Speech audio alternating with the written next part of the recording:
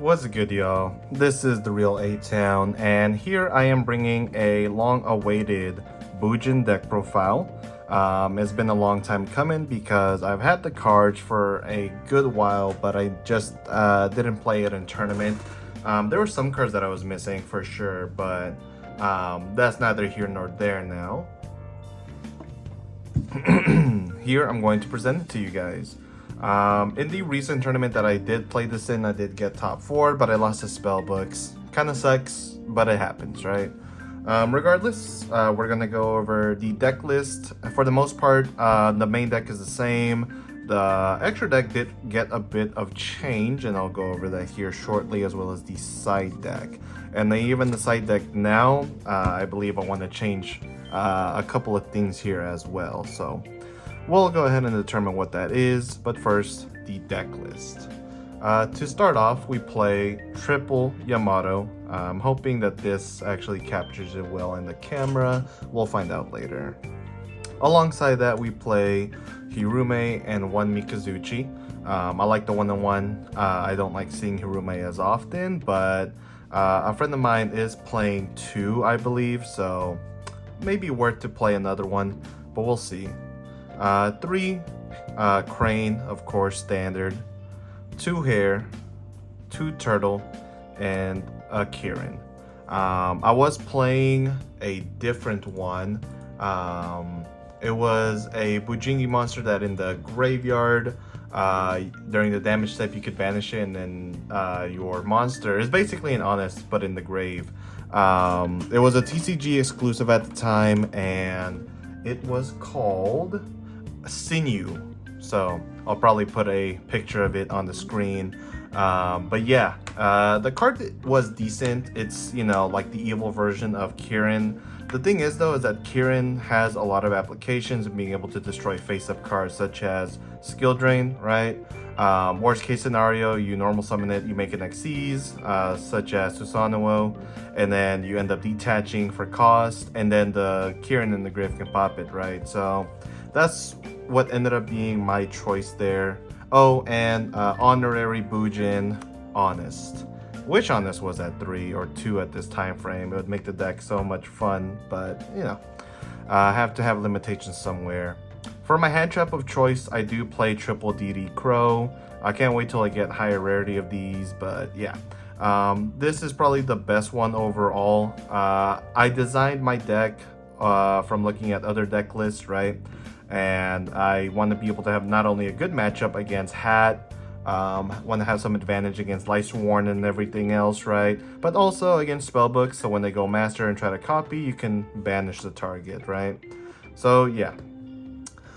Next up, for the spells, I play triple Tenki, standard, triple Pot of Duality, standard, triple Upstart Goblin. It's so good, right? Of course, you'll give your opponent life points, and it does become harder to kill them, but being able to have multiple ways to get into Yamato is probably the best way to play the deck, because without it, you lose. 2 Bujin Carnation, 2 Forbidden Lance, and 2 Chalice. Again, it's really designed to try to play against the worst matchups possible. Hat is a very bad matchup when it comes to trying to build up resources to battle against them. Once you have a good groove going, you typically win. This helps stop Bottomless, of course. This helps stop the artifact monsters on your turn when your opponent tries to get cheeky. And it's also very good going second, obviously, you know, just in general. And then the lands, I mean, you want to protect your Yamato from Spellbook of Fate, you kind of have to play it. So that's the spells. And then for the traps, triple Breakthrough Skill. Let's see, we'll put it there. And then for the rest of the traps, we play the 1 Torrential, the 1 Compulse, the 1 Bottomless, the 1 Warning, and the 1 Black Horn of Heaven. I have an ulti coming soon, so hopefully that Black Horn of Heaven would look nice. Now, the one thing that is different in my list compared to other lists that I've seen online is that I don't play Horn of the Phantom Beast, and I could. I just don't know if the application for that card is actually going to be great, but I will say it does make Yamato gaining the extra 800 really good, because then it becomes a 26 beat stick and is more likely to run over things that it normally couldn't. And then you get to draw a card. So I might test with it soon if I ever get it, but for the time being, I think Blackhorn is fine. Okay, so for the extra deck, we have a couple of 3-ofs, and by a couple I mean one. One 3-of in the form of the Bujin Susanoo. This card comes up at 3 more than any other like extra deck monster possible, so you want to be able to see this card as often as you can. When you go through one, trust me, you will go through the second one, and there are odds that you will even go to the third. It's such a great card, being able to search Crane, being able to search other copies of your Beast Warrior, so I mean, and then it's a foolish burial for the Bujinte or Bujingi critters, right? So best to play it. Kagutsuchi, Sukeyomi. I didn't make Kagutsuchi as often. It's not a card that you will play as much as you would like. If anything, Sukeyomi comes up more often than the Kagutsuchi, because at times where you brick, it's nice to make an XC to just discard 2 and draw, right? So, well, at least discard 1 card from hand, right? It lets you cycle through. It's an 1800 beat stick with a very big defense. Definitely works in a pinch. And then we also have a complementary card in the form of Constellar Omega. I'm not a big fan of it in the Constellar deck, but in this deck, it is a Beast Warrior that you can make when you go Bujin Incarnation. It's a pretty big body, and it can protect itself from spell and trap. So, yeah, no, these are pretty good. Beast Warriors aside, we play a number of other good techs in the form of 101, Abyss Dweller, Exciton, Diamond Dyer, Heartland Draco, Paladynamo, number 50, Crazy Box, and Rhapsody and Berserk.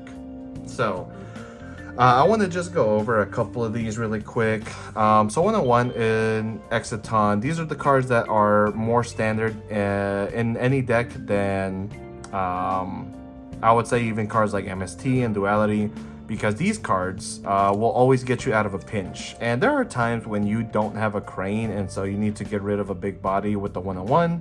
And then of course, if you're able to make an Exciton and you know it's going to resolve, it ends up being a really good card for you, because you're able to blow up big fields. But not that you really need it, because if you go against any dragon boards, the Susanoo usually takes care of it. So next up, the Abyss Dweller.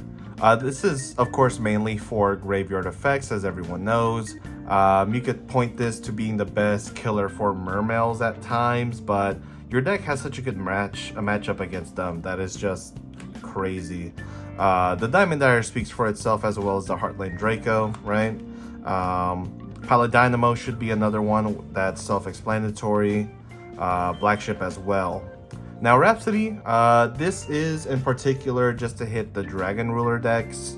That's really about it. Nothing much else that I can say. You can definitely switch this for something else, and I might in the near future. Crazy Box, though, is the crazy edition. The reason why I play Crazy Box is because of skill drain as well.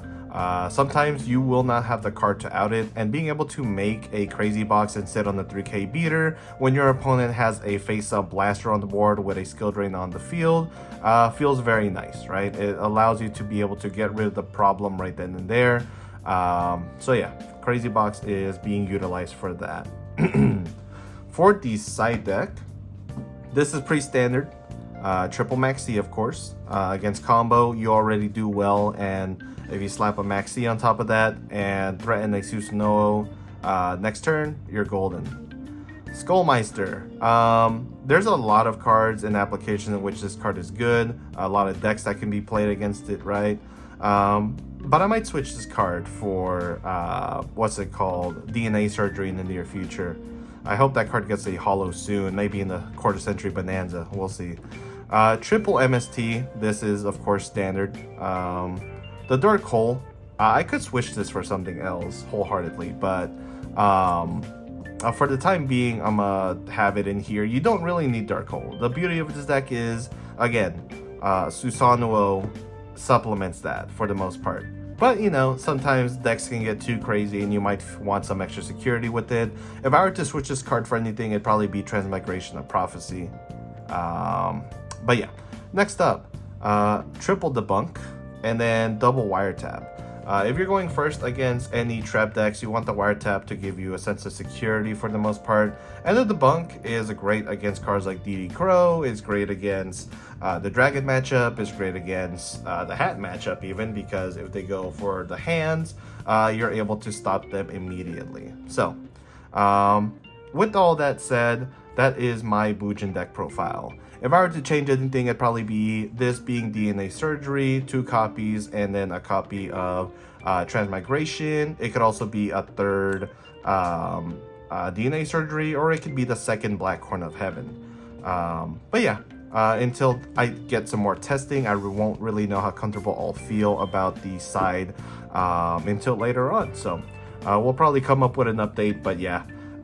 If you guys enjoyed this video, leave a shout out in the comments down below, and definitely run the video up if possible, because I mean, these beauties are mad expensive. Although I will say I did get them when they were very cheap. I got the Tenkis at 50s and the Yamatos at like running up to 30. And as far as I'm concerned, they are up now, so I'm up right now, and you suck right now. So if you don't want to suck, please subscribe, leave a like, comment, share, and let me know what you would do differently in terms of deck building for Bujins. Catch you guys on the next one. Peace.